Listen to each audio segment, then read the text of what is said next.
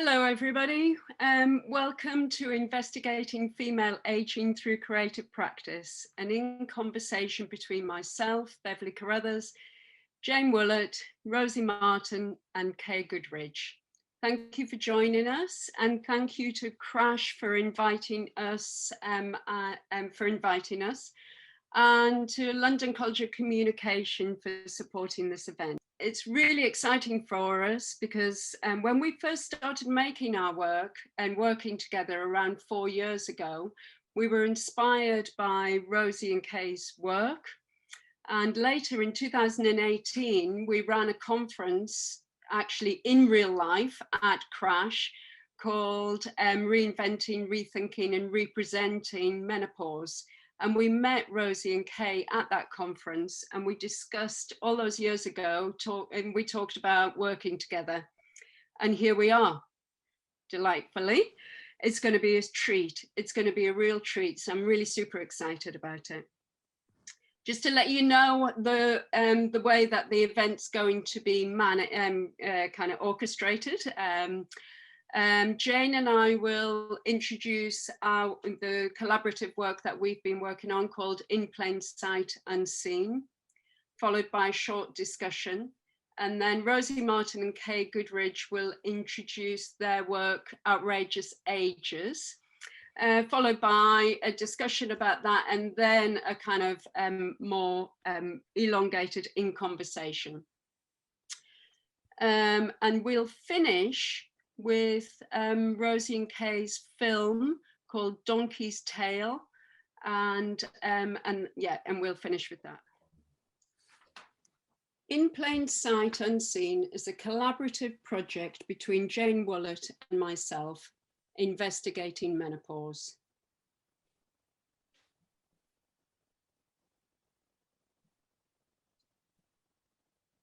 We deliberately chose to locate the project on Teutry Island.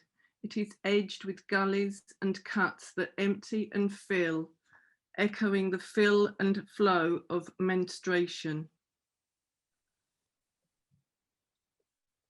We met at art school 35 years ago, well, a little bit more actually. Our collaboration is built on this shared history, both personally and as artists, and has become a kind of integral part of the actual art practice as well. Menopause happens unseen, shrouded in secrecy and uncertainty.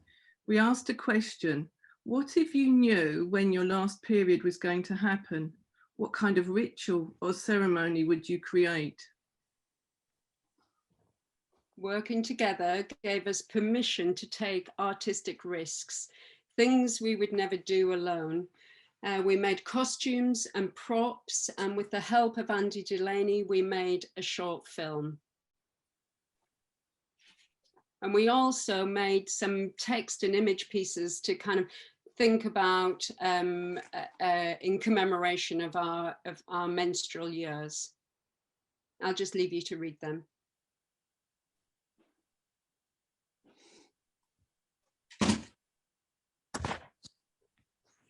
Initially, our focus and preoccupation was on our menstrual years. It seemed we were not ready to let go.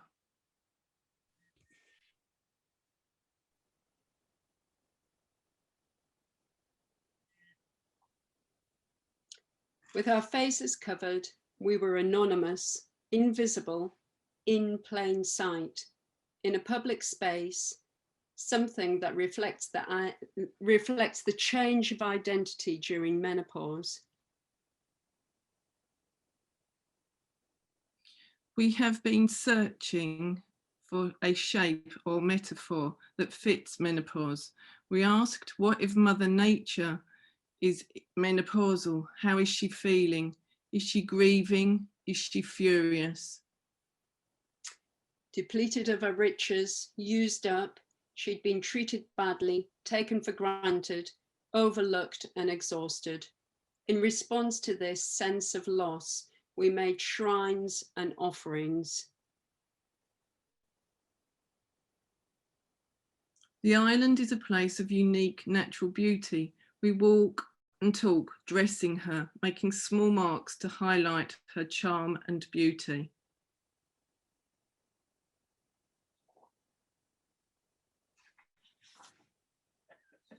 Depending on the time of year, she presents us with different aspects of herself. The trees are low, old, covered in moss and lichen, gnarly and lived in, and we give thanks.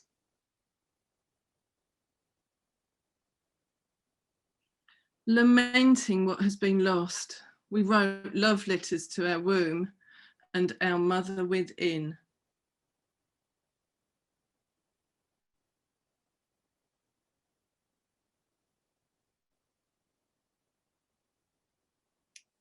We removed ourselves from the images, empty, shedding, and changing our identity.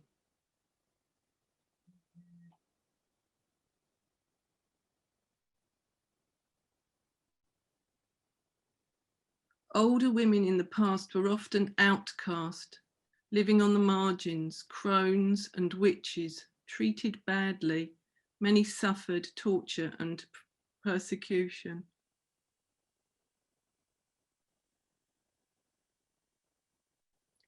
Continuing our search for words and a story, we turned our attention to fury, this time using text from ancient myths as a starting place.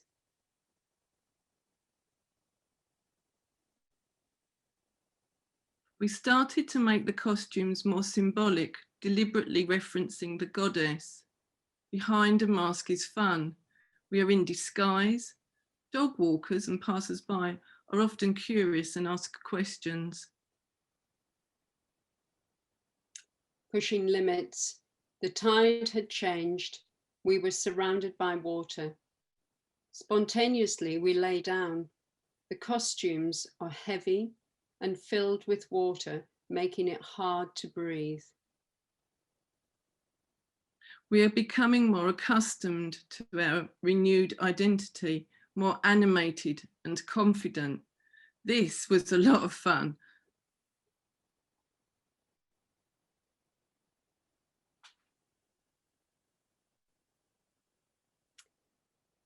We take up striking poses with confidence and pride. We're looking forward to making more images and bringing our investigation of menopause to a conclusion.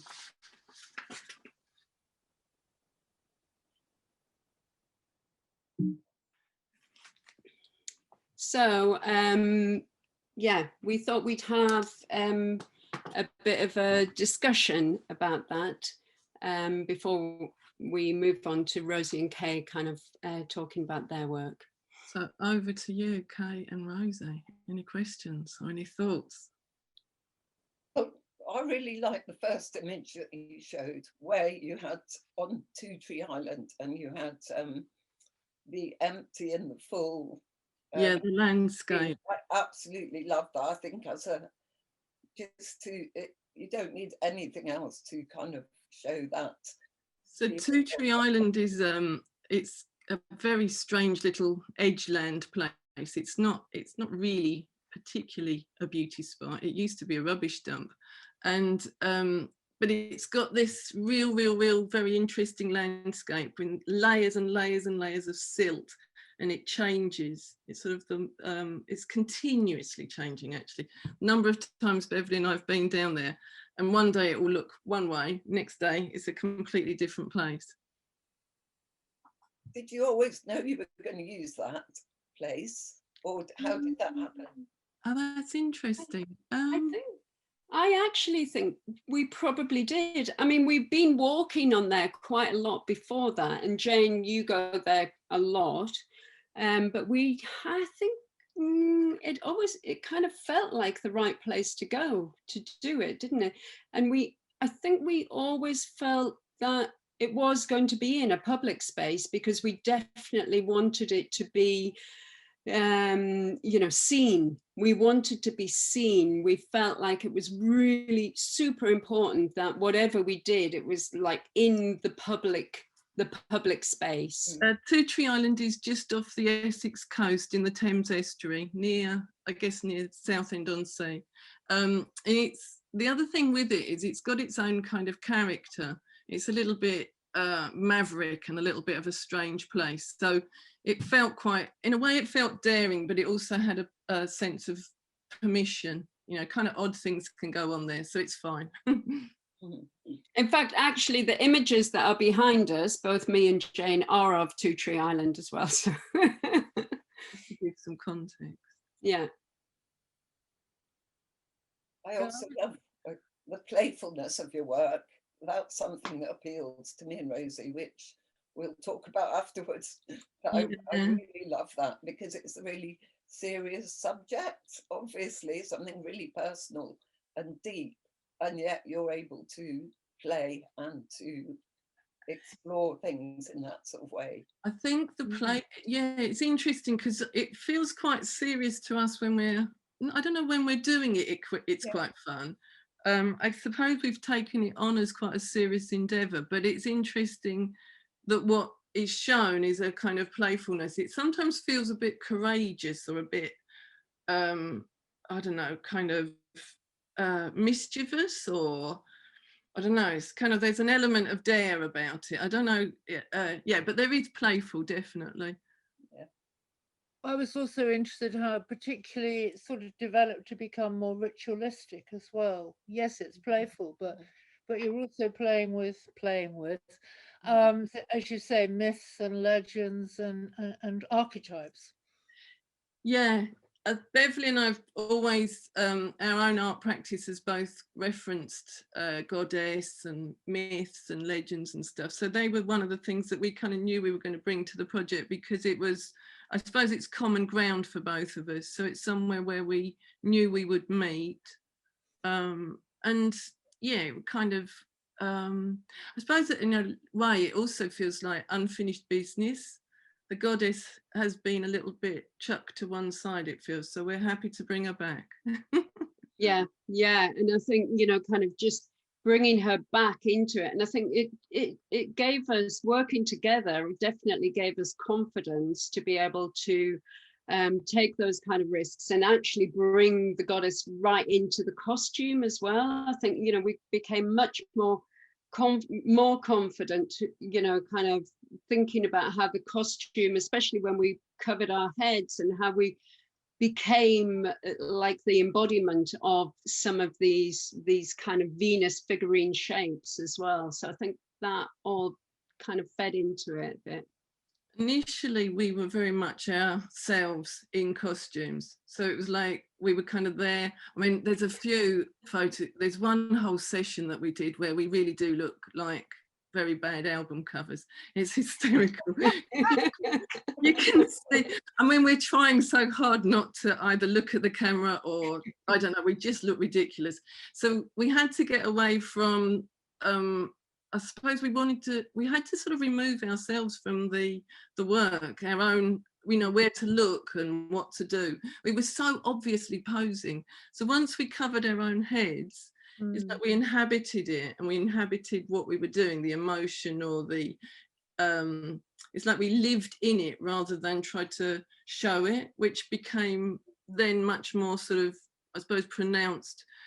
The costumes at the end, the red costumes, they're actually made of this really horrible material, and you can't really very easily breathe in them. And there's one or two occasions when we were there and it was so hot that we just kind of like this.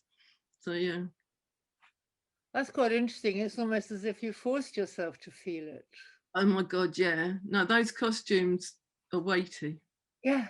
Yeah, but I think there's something about those costumes as well, because they, you know, there's something about the transitional state from, you know, or premenopausal to postmenopausal, and that the costumes seem to kind of embody some kind of difficulty. Increasingly, they were more and more difficult to hold, to carry, to be with, to, you know, so the difficulty is a super important bit to get through the transition to kind of, you know, you know, if there's a quest, you know, we're kind of thinking about what do we have to do to get to the end of the quest. Well, we have to have challenges, and the costumes seem to kind of give us the ability to be able to embody the challenge in some kind of a way. You could kind of feel the challenge and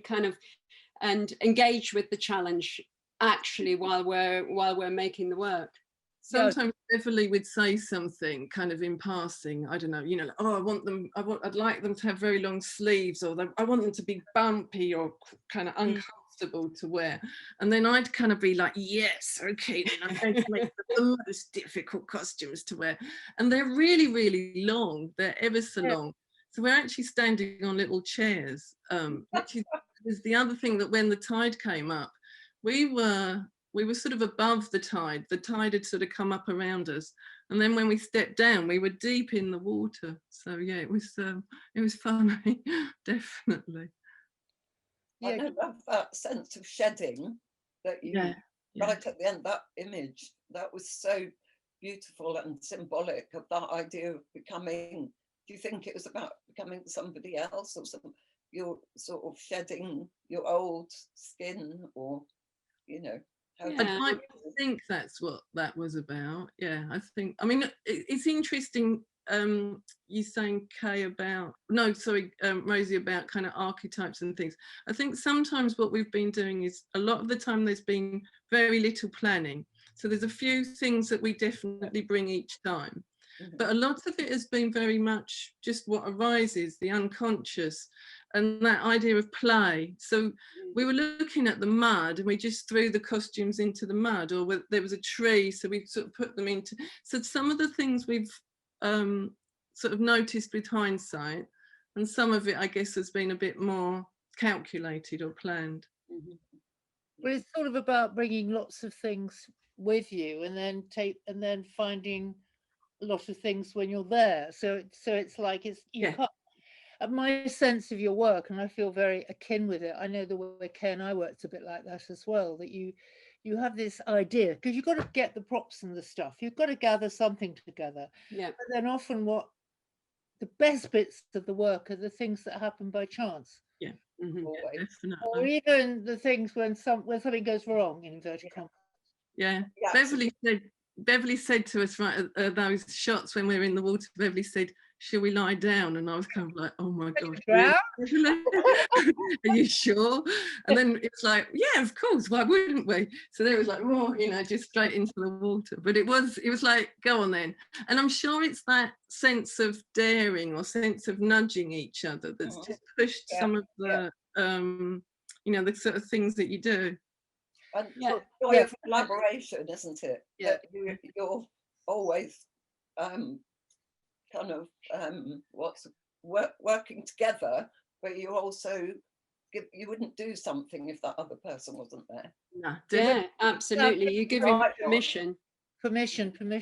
I was going to say it's like our striptease, which you're very lucky you won't see, but it was like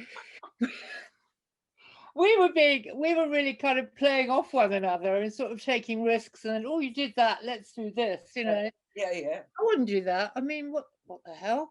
But you do, because you've got that kind of connection. Yeah. Oh, no, definitely. And I think it also helps that we've known each other for such a long time, you know, so it's like there's a lot of you know, things that we've known about each other's art practice, things that we know about each other personally, you know, it all feeds into each other and helps this kind of ability to be able to trust each other, to know each other, to work with each other and support each other in the, you know, because it's kind of difficult. There are difficult things that happen, you know. There are emotionally and difficult things that happen, but it's really good to do it with somebody who knows you really super well as well. Does now feel like a good time for us to invite? Is that okay? I think that's a good time. Yeah. Right. So over to Rosy Martin and Kay Goodridge then. Thank you. I'll just share screen. Yep, you share screen. I'm going to turn that off.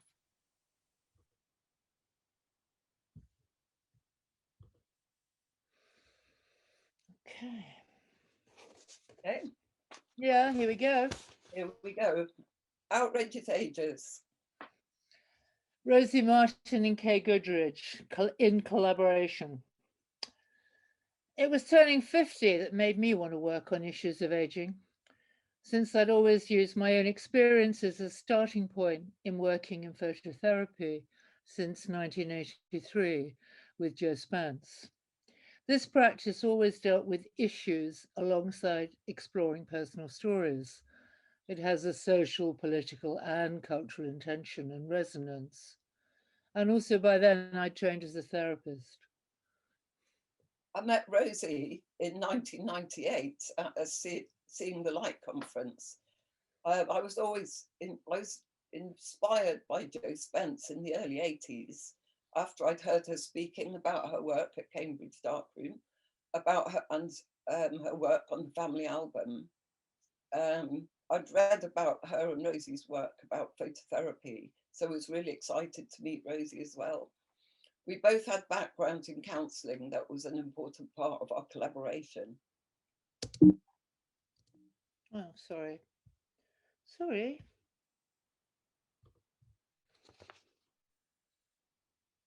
We found that we shared a similar sense of humour and outlook.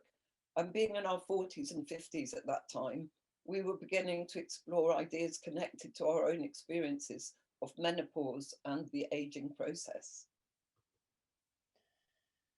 Our approach at times is parodic, playful, confrontational, intellectual, vulnerable, transgressive, carnivalesque, tender, and always engaging.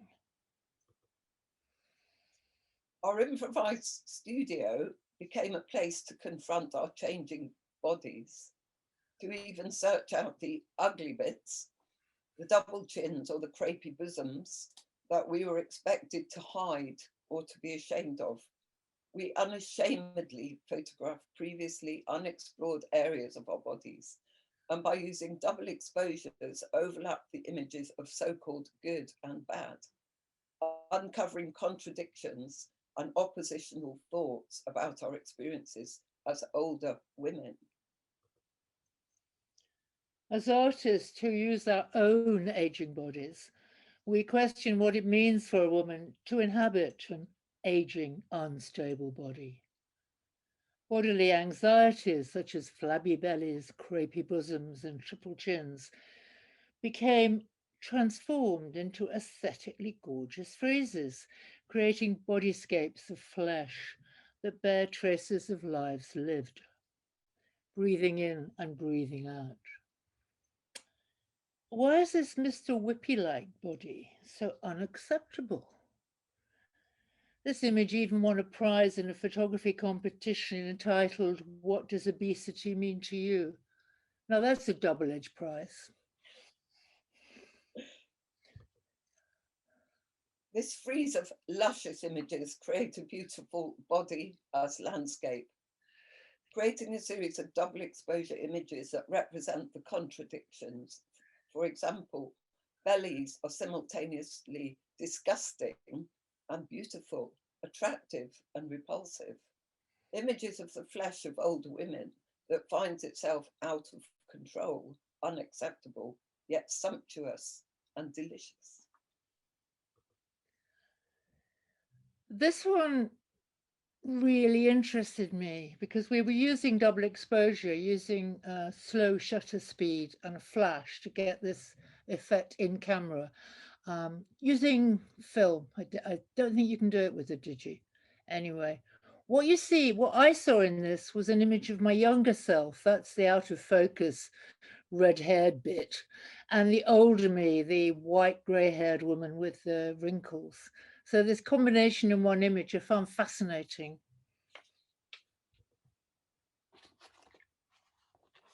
In this image, profile of my middle-aged face, again using flash and double exposures, creating a premonition of aging within the frame. The fist and stance offer a symbol of strength as an older woman, yet the unstable body is hinted at in the background, the overlapping slow shutter speed, and that mirrors the vulnerability that's also felt. In my mid-40s, I'd started to run as a way of keeping fit and well, recommended as a good way to keep strong bones and muscles. But I was shocked that my body was beginning to let me down. My knees were hurting and swelling, as you can see. Poor bunny. We use irony, humour and transgression to subvert cliches. For example, the obvious mutton dressed as lamb. We challenge, cite and create a parody of fashion and advertising photography by trying on and performing our fears in Topshop. Where we chose clothes that we knew would not suit us, clothes that are designed for young people. Hard to believe that this is the same body, my 47-year-old body then, squeezed into ill-fitting tops that expose a flabby belly, yet looking sexy and beautiful in a blue sequined dress. Yes, very sexy, darling. Well, I had the unfortunate experience of having to host the Guardian reviewer, and I showed him our striptease on my video. It was a very strange experience. But anyway, he ended up with calling the review of our work, which he loved in a way, cellulite for sore eyes. So what we're looking at here is desire and discontent. In our Bathing Bells series, which took place on a freezing cold day on the beach in Southend in a British autumn, we strike a pose of reluctance and rebelliousness in our undersized bikinis.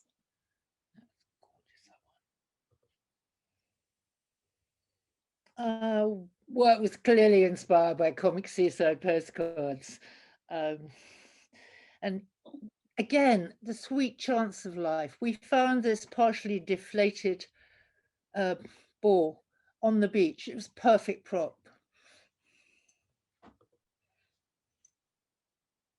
We're going to read the text first, aren't we? I think. Okay. Do you want to go back and enjoy the image? Should I let people enjoy the image for another second? I think they maybe should. Yes, enjoy the image. Note the reference to early medieval Cranach nudes, for example. Yeah. Now Kay will give you the joyous words. Oh, sorry, wrong way. Get used to this toy eventually, won't I? So from Dr. Rubin, everything you always wanted to know about sex but were afraid to ask in 1969, how things have changed. The vagina begins to shrivel, the breasts atrophy, sexual desire disappears, increased facial hair, deepening voice, obesity, coarsened features, enlargement of the clitoris, and gradual baldness complete this tragic picture. Not really a man, but no longer a functional woman, these individuals live in the world of intersex. Yeah, and if that wasn't bad enough, you start, darling. Okay. After women have lost their genital function, their character often undergoes a peculiar alteration. They become quarrelsome, vexatious and overbearing, petty and stingy. That is to say that they exhibit typically sadistic and anal erotic traits which they did not possess earlier during their period of womanliness. Writers of comedy and satirists have in all ages directed their invectives against the old dragon, into which the charming girl, the loving wife and tender mother have been transformed. Thank you, Freud. Yeah, but what's lovely here is the way that Kay is completely challenging that quote. And note the position of the hand, and it's a defiant, strong image. No, no mess in here.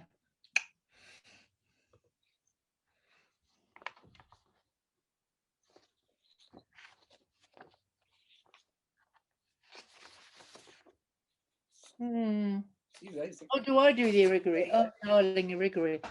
Okay, this is using the quote from irigiri, in which she talks about the way that women play with mimesis and don't really have a role of their own. But my idea was to take the word play in the mirror, because classically the way that male painters have used to portray female nudes to look vain is by putting a mirror in them, in the image, so they're looking at themselves. But actually, of course, the image is made for the man to look at. So it's about the male gaze and how women are not given their own space in the way that we played with this quote, which is itself discussing that. Elizabeth Gross talks about the body as cultural product. We photographed my body in this image to resemble a marble statue, a classical representation of a woman's body, subverting the reading of a feminist text. The famous quote from Judith Butler in Gender Trouble, in which she talks about gender as performance. So in this one, I took up the pose of the pudenda, the covering the count, basically, which again is what classical sculptors and painters did. So I'm playing with this representation of the female body by the covering up of the genitals. Yes. In this image, the text by Barbara MacDonald is about the fear of death, not the fear of age. The fear of aging is really a fear of the uncertainty of life itself. People project fears of their own mortality onto the older or aging women's bodies. Mm.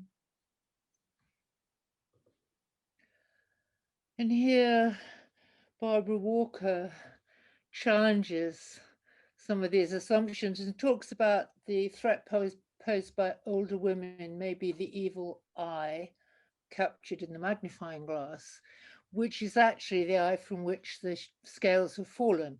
And the critical appraisal has now become possible because she's let go of male myths and the patriarchy. And it's also a great image. Thank you. Thank you. Oh, I need to stop sharing, don't I? Stop sharing. Great. Wow, that's amazing. I'm sure people have got lots of questions. Yeah, I feel a bit sort of, woo, where do we start? Okay. Have you any thoughts, Beverley? Yeah. So, yeah, thank you for that. It's so fantastic to hear. You know, what strikes me actually is it's so wonderful to hear you talking it through, you know, kind of the way that you speak about it. And it's almost like a performance in itself, the way that you talk and the things that you draw out of the images, you know. So I think it's so yeah, it's so well, yeah, it feels like a privilege to hear you, you know, in this situation, to be here, to be able to hear what you say about each individual image. But I also, you know, I think I wanted to talk to you a little bit about the bathing bells. Oh, yes. Yeah.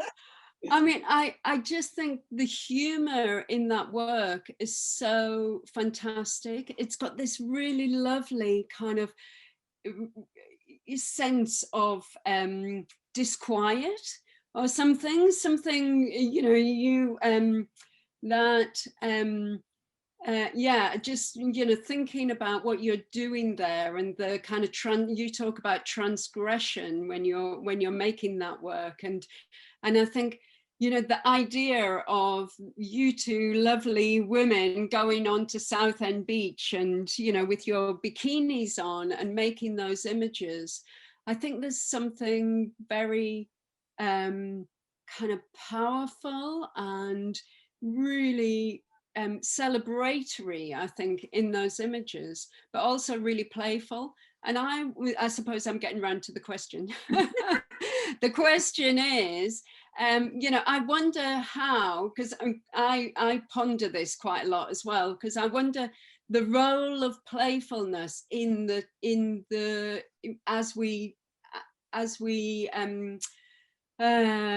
move from one state to another, and you know, kind of is that and as we're collaborating, that role of playfulness. And I wondered if maybe you could talk a little bit more about how playfulness helps us to transition, maybe, or helps us to maybe transition.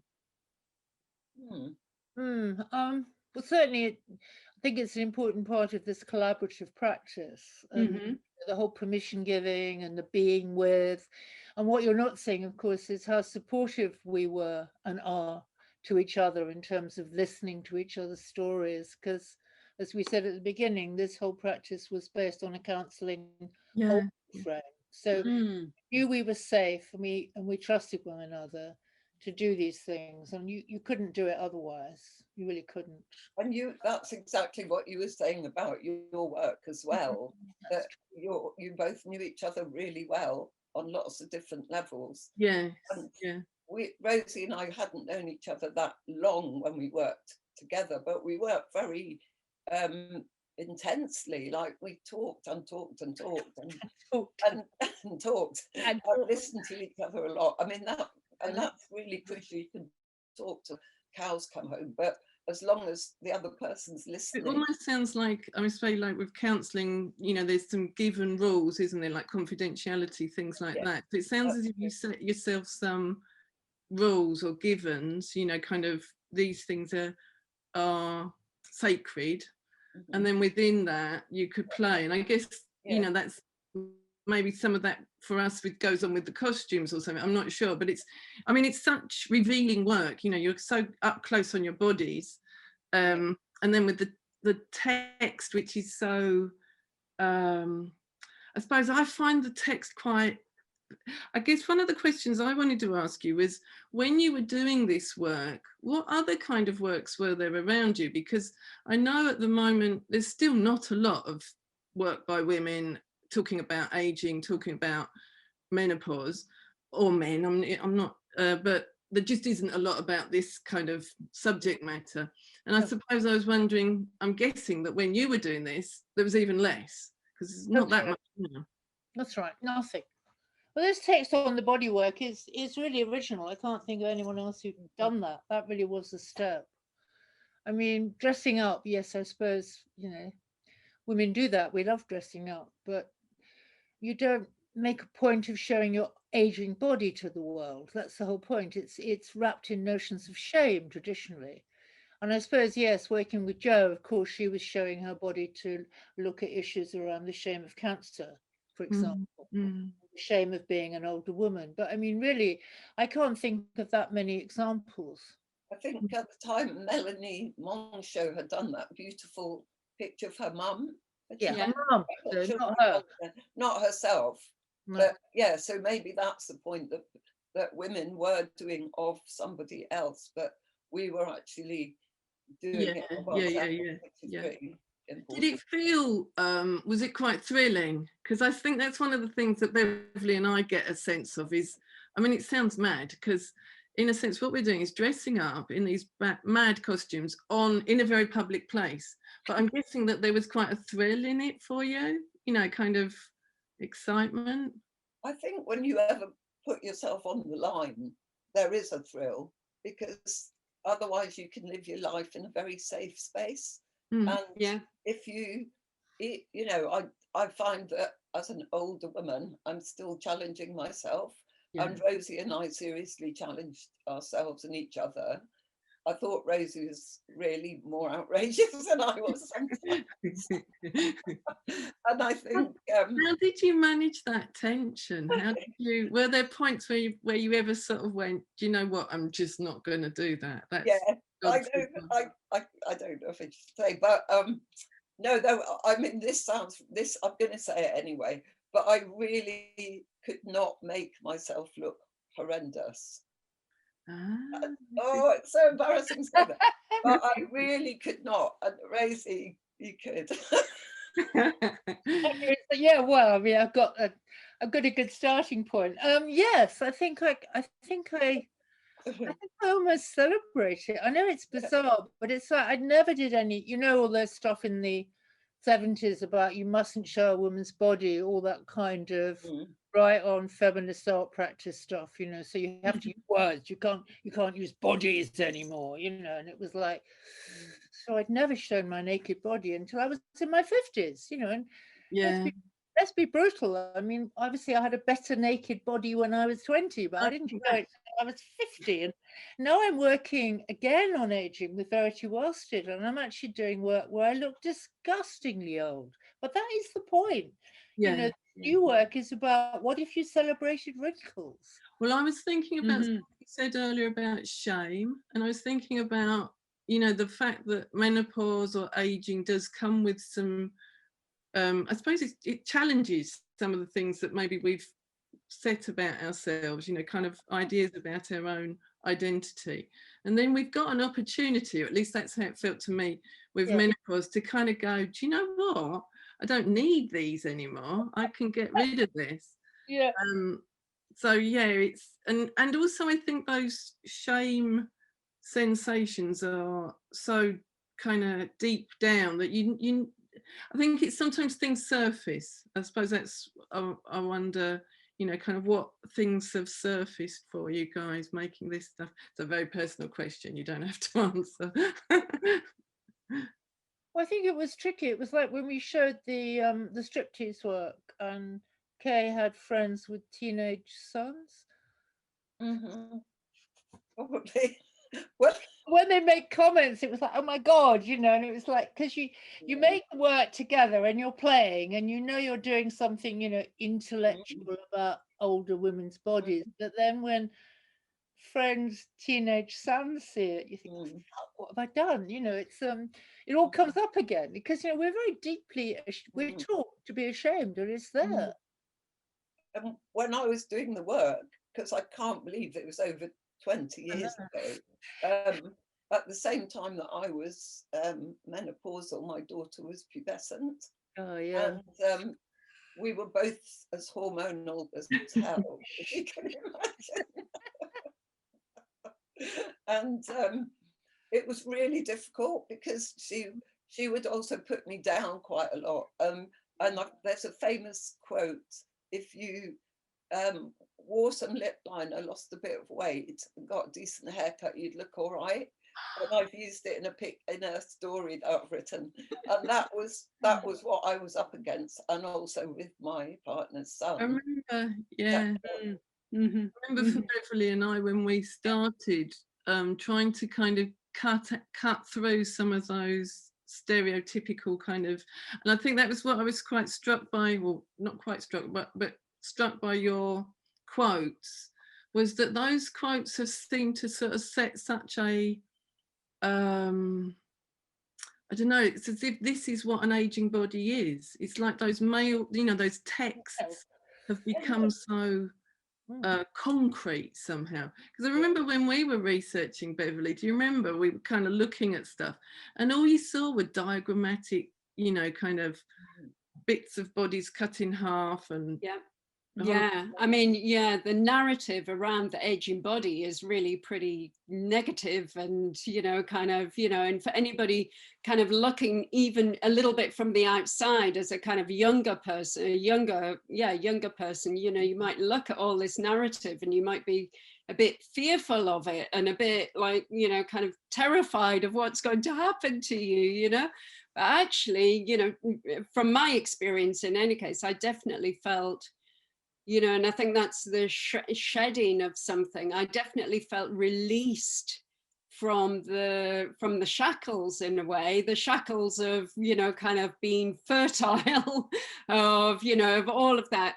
And, so I definitely felt released from that. And I felt really, I suppose, working with Jane and working on this whole on the In Plain Sight Unseen kind of made me, and I think this is what you guys have been doing as well, it kind of makes you stay with something and stick with it and work it through and work it out. So of course it could have been just, you know, fine to go on and feel like, oh yeah, I feel released from my shackles, but we needed to acknowledge the loss and acknowledge the, you know, the things that you go through, that you're leaving behind as well. And I think there's something, you know, that's going, that process is a kind of really super important part of the whole process. And I think somehow the text on the body for you, you know, in your works, it feels like the text is the thing that you're kind of like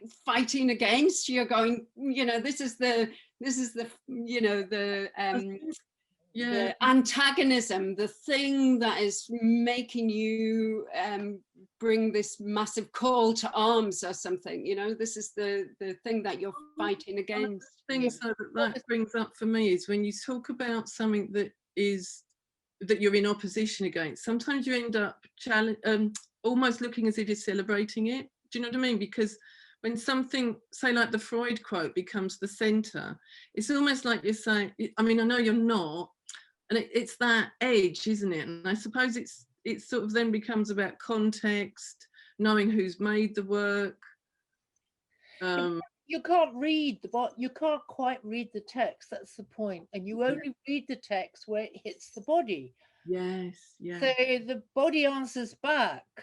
Fabulous. And when we showed the work, we showed the text in one room at the opposite end of the gallery from the images. Yeah. We didn't want them to go together. We wanted to make people read. Yeah. And have to, you know, because if you, well, the word I is caught in the magnifying glass, and I think the word sex is just under the nipple. I mean, and with the Batkin quote, the really naughty one about senile pregnant hags, it all goes across my cunt, basically. So you actually have to look at the body to read the words. And we had a reviewer who I think summed it up beautifully, and she said, the body answers black. So although I agree about the text, and the text not got any better, because there's stuff now in current research, and it's like there's senile ovaries.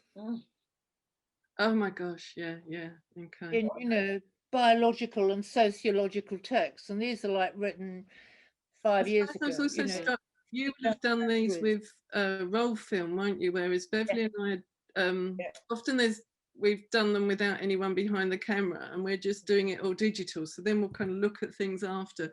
But I guess you spent a long time sort of, you know, making sure that bits of text were on bits of body, did you? Well, I put the image, the text onto slide in those days. We had a slide projector.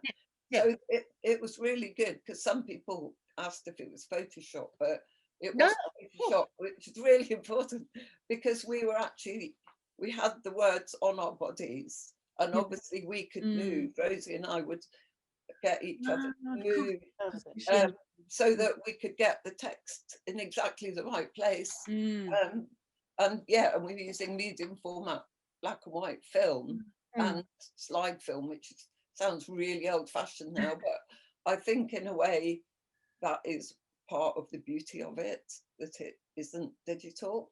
I don't think you get the same. Obviously you get other things, but you wouldn't get that. No. Of its time because of that. Yeah. I wanted to ask something just about, you know, Kay, you just mentioned that it was 20 years ago that you made the work, I wanted to ask something about the reception of the work at the time, and then in relation to the reception of the work kind of now as well, you know, kind of thinking about how it was received 20 years ago and what people said about it and how it was reviewed. You mentioned one of them, Rosie, and then kind of now as well. So yeah, maybe, I don't know if you can say anything about that. Well, the Guardian guy was good. I mean, I think he understood the work, although he only liked the beautiful bits, because, you know, he was a man, wasn't he?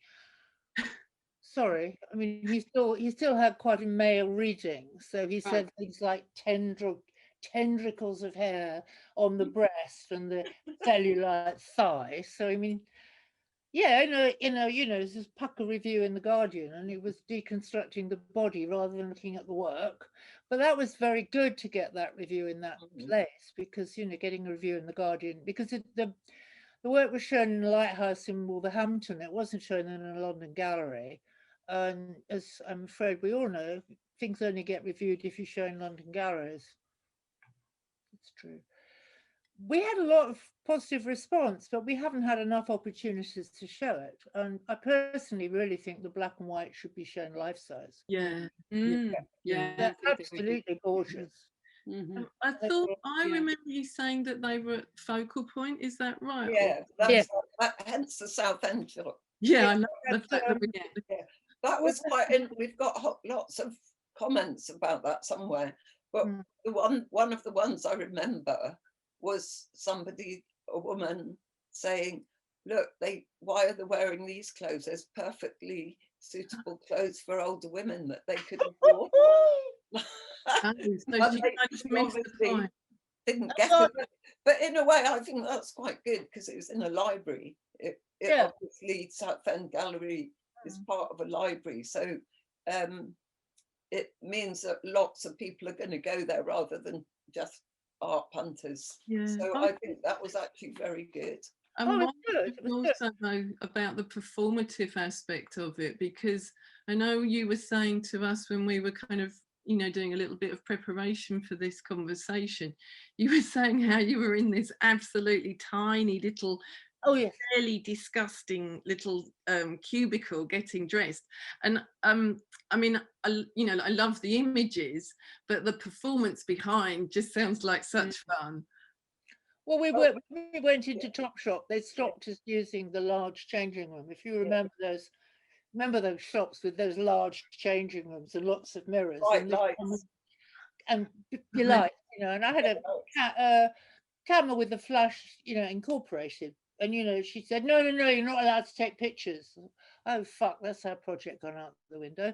So we ended up in a tiny cubicle, and we had to switch the flash off. So we just used the lights in there. So they're quite ugly, brash lights. Yeah. And we're working with the reflection in the mirror as well as the body. And you can, in some of the pictures you can even see the other one who's taking the picture. So we're in a tiny cramped space, but actually I think formally they're more interesting because of that. Because we are squeezed. You're right, up against it. Yeah, you're up against it. Yeah. Seriously. Yeah. Yeah, I remember those cubicles as being the most uncomfortable places to ever, look at yourself and try and sort of. But yeah, I'm going off topic. But yeah. But no, it's not off topic, is it? Because it's like how you don't really know what you look like at all. But one of the interesting things about the responses to the work is that I think most women certainly knew what the Topshop work was. Absolutely. Right. You didn't have to be older to get that. No, there was already a well-known reference that you were there. And also we're wondering about how your work was received, Beverley and Jane, because we haven't really talked much about that. Bless you. I'm trying to think. Well, we've had a lot of positive response, to be honest. I mean, that sounds that's not very eloquent, is it? I think one of the funniest things, I must just say this, is that Beverley and I were on Teutry Island in our costumes, and 2 policemen had to come up to us and say that they'd had a report that there were people on the island practicing witchcraft. And that was a bit of a shocker, or that was kind of like wow. But the other thing is, when we've said in our little bit, is about passers-by. We've had some lovely conversations, absolutely brilliant.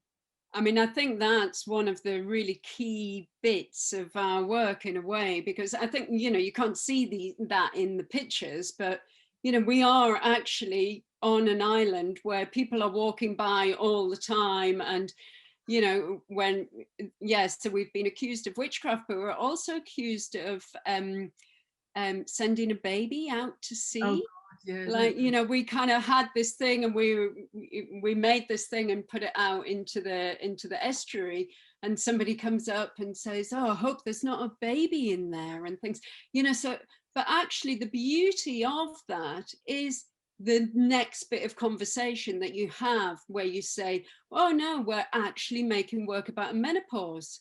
And then you have these amazing conversations with people about menopause, about, you know, kind of men talking about, oh, my wife's going through that at the moment, or women or young girls kind of talking about, we've had young girls talking about their puberty in relation to what we're doing and things. And so it seems like the public performance just is a way that it starts really interesting conversations, I think.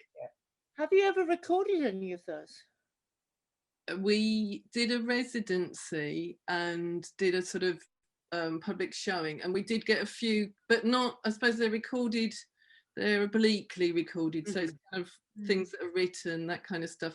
I mean, I think what we're probably going to do is try and make it a bit more of a, we've never quite got to that stage where we've really pushed it, so we're kind of, it's like we're finding our feet still, but I do think we're nearly there. How long ago is it that you did it, out of interest? How long have we been doing all of this? Yeah. 5 years. 5 years we've been doing lockdown, and the situation at the moment kind of stopped us in our tracks. We'd got all sorts of plans for last year, which were very much interrupted. So now we're having to slightly adapt things, but we're picking up again. Good.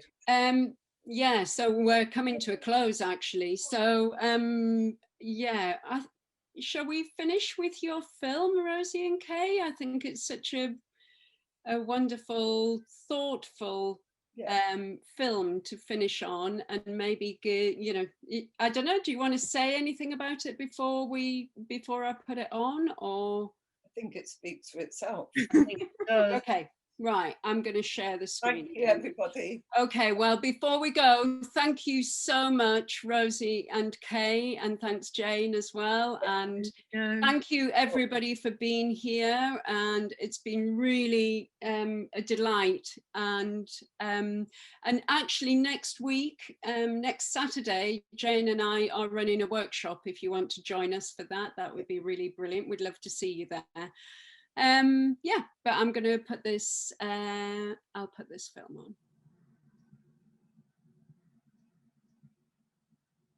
I think I must have been a donkey in a previous life. You see,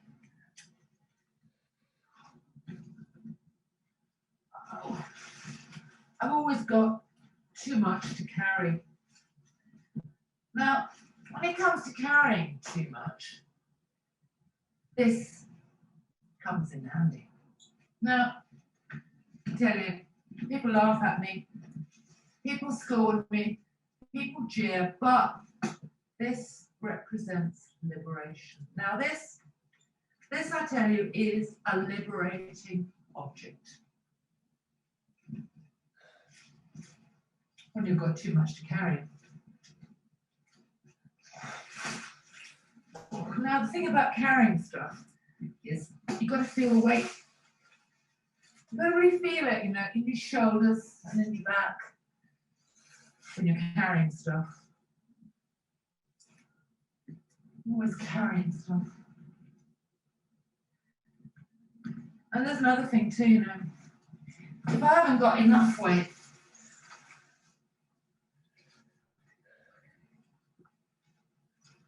what I do is I pick up other people's distress.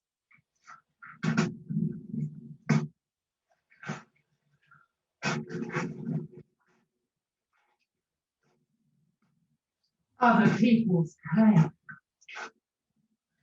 Sounds so good.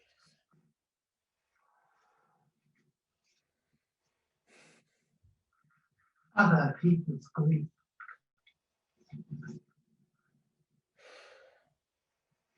See, it's very important to keep worrying.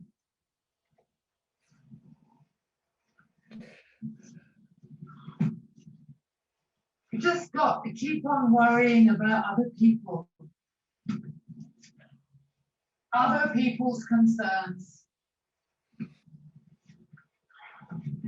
You just got to keep up the excess baggage because it stops you thinking about other things.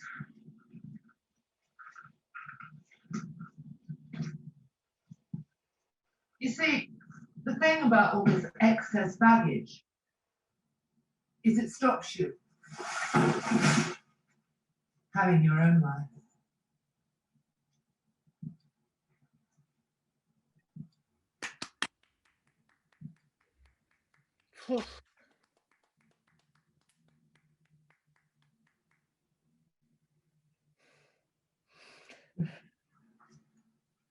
Oh, wow.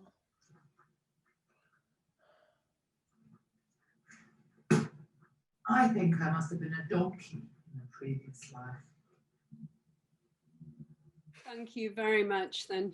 Thank you. And thank you everybody for being here. That's been really brilliant. Thank you.